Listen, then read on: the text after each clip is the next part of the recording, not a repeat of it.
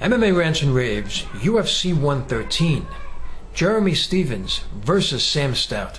Guys, fight of the night. I mean, in my opinion. Let's talk about it for a minute.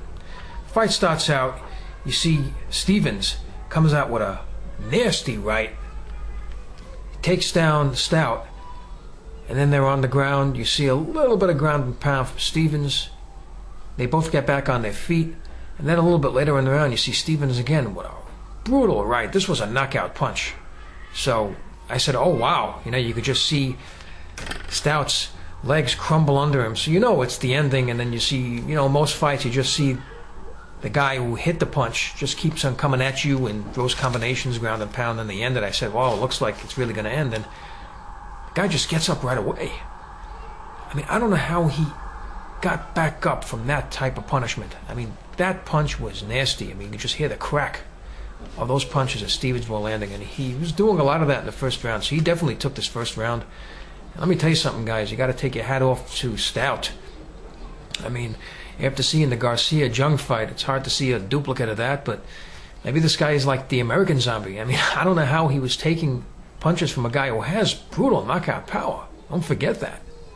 I mean, Garcia also, he has knockout power, but this guy is known for it, and he's just so solid. He's a bigger guy, of course. So I don't know how he was taking that kind of punishment. It was pretty remarkable how strong this guy's chin is.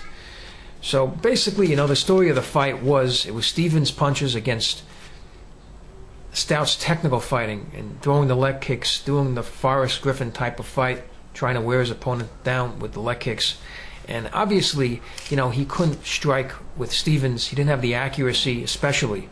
So he really couldn't land much on Stephens. Of course, Stephens defensively is good standing up. So that's really what it was, leg kicks against punches.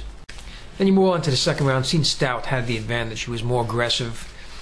And I would basically, give that round to Stout. Then you have the third round. Third round is interesting, because what happened was, it looks like about 2:39, Stephens clocks Stout and with a knee, and somehow, instead of Stout being hurt, it was Stephens. I mean, this guy Stout is as solid as a rock. I mean, he could really take it and just keep on coming at you. I don't know how it was him that was hurt, but it just seemed that those leg kicks over time, and I said this before, guys, when you look at it over the short term, you just throw one of them, but over time, it just wears you out. It's the nerves, it's the circulation, and it's the pain. And the leg just goes numb, and it's swelling, and you just can't stand anymore. Look at Uriah Faber's leg looked like after the fight against Aldo. So, these leg kicks do a lot of damage, especially if you're able to get a fight into the deeper rounds, which is what Stout accomplished. Because, he wasn't going to knock Stephens out. And this is the way he fights. He's a guy who has an iron chin, can take it, and then over time wear out his other opponent. And if he can get it later in the rounds, he has a chance to come up with the victory. But if you look later in the fight, the big mistake, and I agree with the announcers, is why didn't Stout stick to his game plan? It was about like 1:17 left. That's a lot of time left in the fight. And he didn't even throw one leg kick. And it was the leg kicks that were really wearing Stephens out. And if he would have continued, he could have pushed the fight and basically maybe even finished Stephens, or come up with enough aggression to get a judge's decision. The fight itself was very close. Could have gone either way, extremely close. But Stout really could have set his own destiny at the end of that fight by sticking to his game plan, throwing the leg kicks, and he didn't do it. He didn't do it. And what's great about this fight was, I just wanted to mention, because I went both ways. You saw in the first round, Stout was in serious trouble twice, and he was able to regain his composure and come back. And that was really remarkable how he did that. And then, to Stephens' credit, at the end of the third round, when he was really in trouble, I mean, he had his hands on his knees.